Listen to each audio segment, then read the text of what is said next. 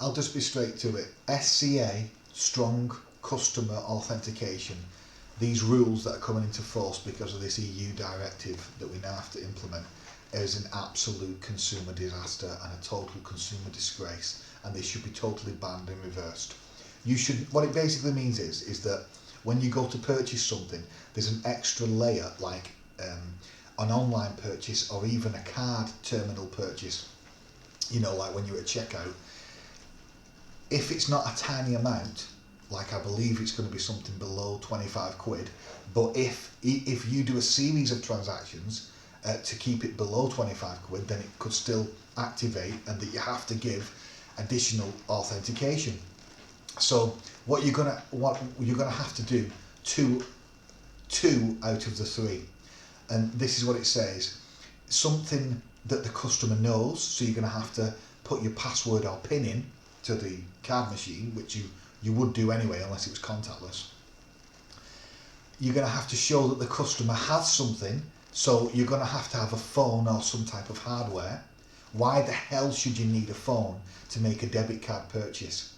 Or to make a purchase online? Why the hell should you have to do that? That's ridiculous. That's discriminatory to disabled people and to people the older generation and stuff that are not comfortable using smartphones and don't want to, and they shouldn't have to use banking services. This is ridiculous. And number three, something that proves that they are the customer, something like a fingerprint or face recognition. So what that means is that this is what I think it's going to mean.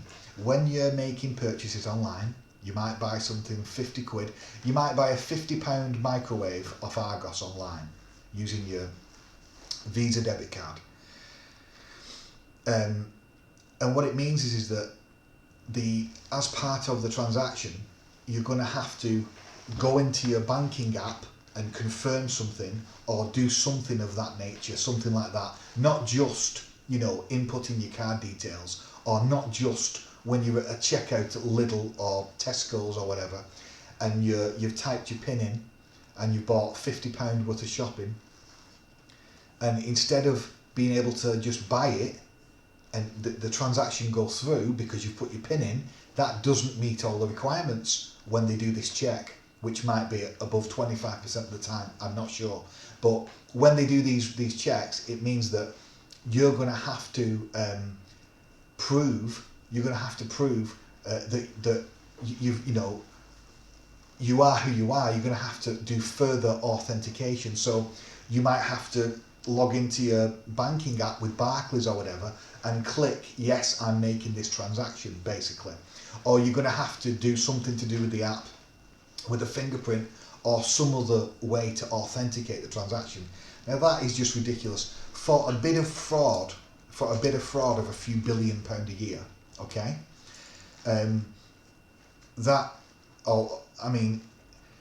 Compared to the total economy, the fact is, this is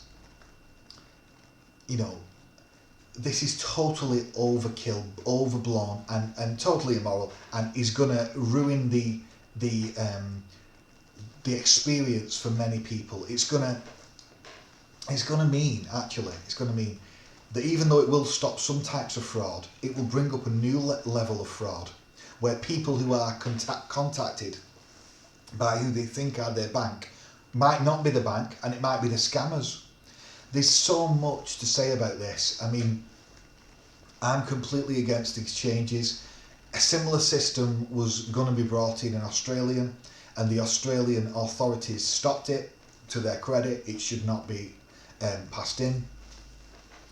I think that strong customer authentication in this manner, which basically forces people to have phones and to go through a ridiculous process, even when you're doing your shopping at Lidl's or whatever, that is ridiculous. It's going to be really interesting to see how this pans out, if it is going to be as laborious and as ridiculous and as un-user friendly as what it's being claimed. It's going to be interesting because there will be a massive backlash if that actually happens, and it wouldn't surprise me if it gets that bad.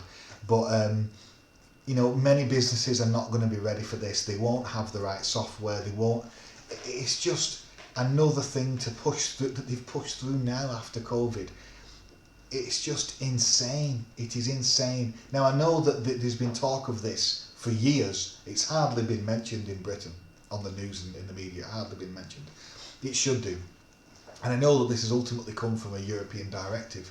Well, we're not in the EU anymore. But ultimately, we should make our own laws. And these laws, it might stop a bit of fraud, but it vastly restricts consumer experience and consumer choice in the sense that we shouldn't have to use devices like mobiles or laptops and stuff when to make a purchase. You know, they shouldn't have to do that. It's just to stop a little bit of fraud. It's not right. It really, really is not right. The banks make billions and billions.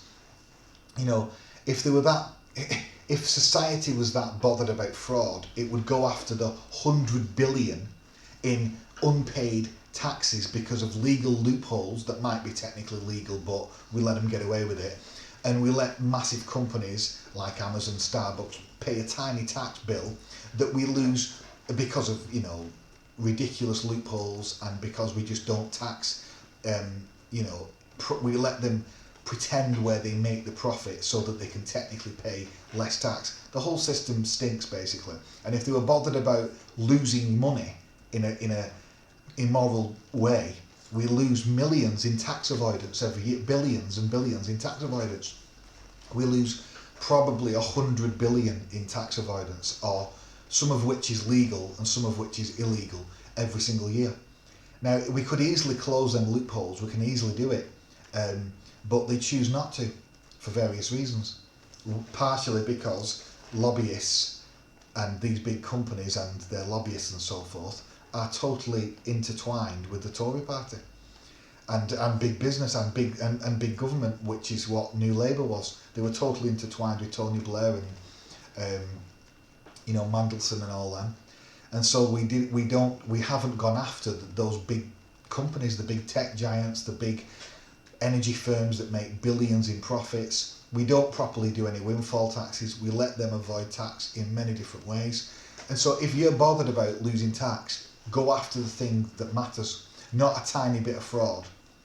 That this is gonna, if it is true what is reported online by various consumer rights groups and stuff, it's gonna cause a real problem for consumers when they want to make purchases, especially the older generation, especially disabled people. It's gonna mean you're gonna have to go through an extra layer of red tape BS just to make a purchase, and even sometimes after you've put your PIN in to an actual chip and PIN reader in a supermarket. Now that's just madness, that you should have to further authenticate. It really is mad. But again, this is why we don't have democracy in Britain. These rules have come from EU.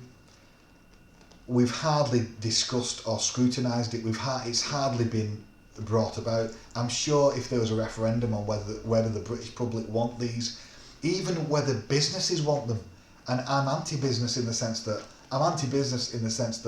I think businesses should be regulated. Of course they should, and I believe they should be run and owned by workers. But fundamentally, businesses in Britain will be completely against this, because it is gonna cause people to move more to cash, which incredibly is mad, because in Britain cash is regularly banned, is regularly rejected, and they're legally allowed to do it because our laws are an embarrassment. Britain is a global embarrassment for various laws. I'm telling you it is. I mean, cash is one of those where it's just a total embarrassment. Land law and property law, with the whole leasehold thing, that is a total and absolute embarrassment. Flat ownership and the law of property ownership, leasehold, common hold, freehold and all that, restrictive covenants, all that is a total embarrassment and a disgrace. And so in many, many ways, they call it British democracy. British democracy is a total embarrassment. Political decisions are not taken at a low enough level and are not inclusive of enough people. There's nowhere near enough direct democracy. And the principal overwhelming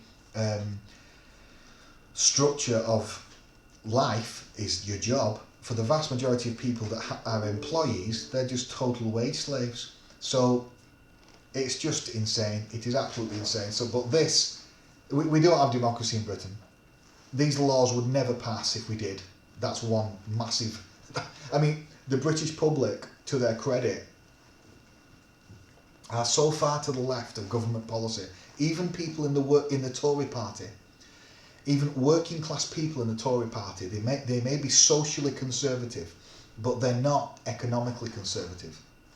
They are socialists in many regards. They believe the commanding heights of society should be under some common ownership structure. They believe that working people should have part ownership of the companies they work for. They believe that workers who generate the profit should be involved in decision making at companies. They believe that trains, energy, telecoms should be commonly owned and shouldn't be run in the interests of profit, but should be run in the general interest. And so, but our society, our British society, the legal system is basically exists for rich people and companies. Most people in Britain could never afford to use the legal system unless you went under a no-win, no-fee for some types of legal remedies. But for other types, the legal system is considered to be totally out of touch. If you're a leaseholder and you want to take your landlord to court, good luck with that, because going to a property tribunal will cost so much money, and there's no guarantee you'll win, obviously. And even if you did win, he might be able, I know this has nothing to do with strong customer authentication, but they may be able to put his costs, his legal costs of you taking him to court, back through the service charge, and you might have to pay them. The whole thing is a scam. So the legal system is a disaster. The political system is a total disaster. Even though it's somewhat stable, it is totally undemocratic. Laws like this pass through that affect everyone with the way that we can spend and use remote transactions. It's insane, and yet British public put up with this, and there's no revolution. It is madness. But these regulations have not been thought through properly. They may have some elements of wanting to do good by stopping fraud. Of course I want to stop fraud, but they're doing it in the totally wrong fashion, not at the expense of consumer freedom and convenience, not at the expense of stopping billions of transactions, in terms of billions of pounds worth of transactions, because they're declined, or what if the individual doesn't have a phone? What if they they're an older generation, or what if the phone's been repaired, or they've just not brought it, it's in the house, or what if they've no battery, or what if they've poor signal, what if they've no signal where they are? You think all of Britain has amazing 4G, 5G? It doesn't. Parts of Wales, parts of Scotland, parts of England will have massive areas where the coverage is terrible, and that goes for the internet and Wi-Fi also. This SCA thing has not been thought through properly. And while I'm not an expert on it, reading what I've read, it's going to make transactions much more difficult, because you're going to have to much more frequently authenticate the transaction to confirm that you are who you say you are by doing the transaction. I've been scammed a couple of times in my life, and it's not nice. Not for a massive amount of money, for a few £100 basically. And don't get me wrong, but that had nothing. Would this have stopped those transactions? One was when I had my card stolen, and they used it. Would this have stopped it? Well, it wouldn't have stopped all of it, because some of the payments were below 25 quid, and as far as I'm aware, unless there's a frequent amount of payments, small payments, the first few would go through. So it wouldn't have stopped all of it. But to have this affect everyone is really wrong. Don't get me wrong, I'm totally against fraud and scammers. I don't want, it'd be wonderful if we didn't have them in this world. But there's another part to the whole fraud and scammers thing. in that people wouldn't have to fraud and scam if we had an economic and political system that was far more egalitarian, that involved everyone and shared everything, including all wealth. Now, if we had a system like that where everyone felt we had enough money, or enough, whatever you want to call it, money, labour vouchers, we wouldn't have a system where people steal from one another and fraud and do things like that. If people had enough physical luxuries, if they really wanted them, and or time off work and so forth, and had enough security to have a decent house and a decent car and a decent quality of life, and I don't mean that everyone should be able to should be able to have a private jet and consume everything they want, of course I don't, but there would be some element of luxuries in your life, and you wouldn't be working anywhere near as much in a communist socialist society as it actually was intended to be designed, not as it's been designed in the Soviet Union or in communist China or communist Vietnam or communist Yugoslavia or whatever, which unfortunately were not communism in my opinion, and that's debated, but they weren't. But fundamentally, fraud would not exist if it was people, if we had a different culture and if we had a completely different economic system where everything was much more egalitarian. But when we live under a system of wage slavery, where people feel like getting a job is completely intolerable, and furthermore, getting a job and having to spend out 40 hours a week in an office or at home or on a building site is so terrible that I'd rather just steal the money or be a drug dealer, this is what many people think, to compensate for having to otherwise do that terrible job. And I can understand, although I would never do that, I can understand why they would feel that way. They feel as though the system is totally cheating me by being completely unfair in almost all parts of it, that I don't want to participate in it. I just want to cheat and scam my way, like that Tinder scammer. You know, he's probably never done a day's work in his life because he probably thinks that work is for little people, in the sense that work, in the sense of work under capitalist modern societies where you're basically a wage slave. I'm not going to go and do that. That's what he probably thinks. So I can just scam people out of a few million. He scammed them for millions. Now, I'm completely against people like him, completely. But I understand what they probably think. And all these drug dealers and everything else, they will be thinking, I'm not participating in a system like this where working life for so many is so intolerable and so you're paid so little unless you're lucky and you are in an industry or whatever where you can earn a good money, but they're not willing to do that. Don't get me wrong, some people are mentally insane, some people are horrible Machiavellian, skiving, conniving, care about nothing, selfish mentalists. Some people are designed in that manner, and they would be horrible, conniving scum in a totally communist egalitarian society. Some people have an affinity to stealing and stuff like that, but that is possibly some type of adaptation that's happened through thousands of years or millions of years of human evolution, in the sense of, like, you know, she's adapted some people to be more selfish and more inclined to stealing, less morals about that, because as a survival mechanism, those that had less empathy and that had less care and were more selfish were able to get more women, were able to kill other people. I'm talking about thousands of years ago when we were warring together in tribes and so forth.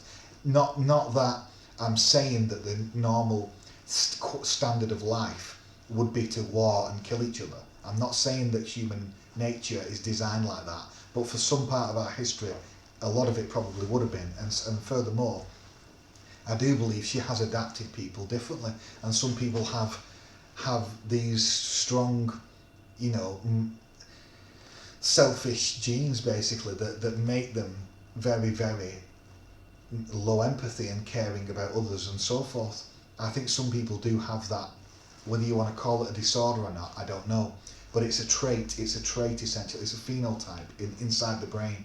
It's something inside the brain that's made them do that. And some of those people would be just like that, even in a totally egalitarian society. But you know, you would hope that in a totally egalitarian society, because everyone would have their economic needs met, they'd have a house, they'd have fantastic public transport or a car or some type of transport. They would be able to work remotely if they wanted to. The amount of hours they worked would be a lot less, maybe 15 to 20 hours a week. They would be paid in labour vouchers far more than they are in a money system like capitalism. They would have far more times for leisure and the arts. And so under that type of society, where there is a much more restricted market economy, the commanding heights are commonly owned through some type of system of councils, and we live under a largely planned society, you would hope that fraud and that type of thing would be minimised, and further, even though it would still occur, and stealing would still occur because it's a part of some people's human nature. That's the basic problem. But in our society, the theft and the fraud that occurs, you know, I think a large proportion that does occur is because of the extreme inequality in society, and the fact of wage slavery prevents many people from feeling like they'd ever want to get a normal job. And I understand why they think that way. So yeah, so to summarise, you know, this strong customer authentication, I don't think it's right. I think we're pushing them through too quickly without any scrutiny. I don't think the British public on the whole would support it if they knew what it's going to entail. Again, I'm not a total expert on this. I'm not a consumer rights lawyer. I do feel as though I'm a consumer rights activist, of course I do. But I'm not a total absolute expert on this strong customer authentication. But from what I've read, it's going to make things a lot more difficult. And people who are not as technologically adapted, you know, I am technologically adapted, you know, I'm a youngish generation, and I've got banking apps and so forth on my phone and that type of stuff, and I'm used to using them. But if it's going to mean older people, like my uncle, my aunties, they will never be able to do this kind of thing. They'll not feel comfortable doing it. I mean, they're a lot older than me. They're in the 60s, 70s, some in the 80s, and I know a lot of them will have no interest in doing this kind of stuff. They will just say, well, we'll use cash then. But that's why we need to change the law to make cash refusal totally illegal. Cash should settle any public owing or debt. It should be, if you wanted to buy a house with cash, you should be free to do so. Yes, I did just say that. If you know, any type of public owing or debt, any type of transaction, going up, payment on the spot, any type of transaction should be legally extinguish the debt, extinguish the transaction if you offer to pay in cash, unless the individual, number one, for a small transaction, did not have any change to give you and they'd have to show you that they don't, or two, they felt as though your money was fraudulent, was counterfeit, was not real money. But then you would have to send off that, you'd have to be reported to some authority, and an arbitrator would have to confirm whether or not, you know, because don't get me wrong, I know how conniving and how close them counterfeits can be to the real money, and it will be unfair on businesses to lose money, or people to lose money, because they've accepted fraudulent cash when they felt it was fraudulent, but they felt they forced to because they would get legal penalty had they not. But many countries in the world, France, I think Denmark, I think China, the state of Massachusetts, the city of New York, San Francisco City, many places, not for every single type of transaction, but I think it should go to that. But for most transactions, it is completely illegal, like at a restaurant or whatever. It is completely illegal to refuse cash. And I think it should be completely illegal to refuse cash. And the fact our society permits it, and permits the mass rejection of £50 notes, of Scottish pound notes, is an absolute disaster. It is a disaster. And cash is going to be gone in Britain in 10 to 20 years. Hardly any places will take cash. It's ridiculous, but it's true. Only the big supermarkets and a few big companies will be taking cash. That's unfortunately what's going to be happening, and then there'll be even less and less banks, and you'll be further and further persuaded to not use banks. It'll be to not use cash, which has to do with banks. I mean, just trying to deposit cash in Britain is a disaster. I know you can use post office now, which is good as like a banking service. You can deposit money on your card, put it in your bank. In a post office that goes into your bank account, which is great, because then it makes lots of post office mini depositing services. I mean, in Thailand, you can, in a lot of ATMs, you can put money in, and it will deposit money. In Britain, hardly any ATMs have depositing facilities. It's a disgrace, total disgrace. But it's a choice. It is a choice. We can stop this. It's our country. We can do what the hell we want. We are English people. We can choose to change the law. But the system we live under is so unfair and terrible and so undemocratic that unfortunately stuff like this strong customer authentication rules, they pass through with little scrutiny, and we're all stuck with them until we change this law. Hopefully it will be changed, and hopefully it won't be as doomy bad as it's made out by various consumer rights groups like Which and so forth. But let's see.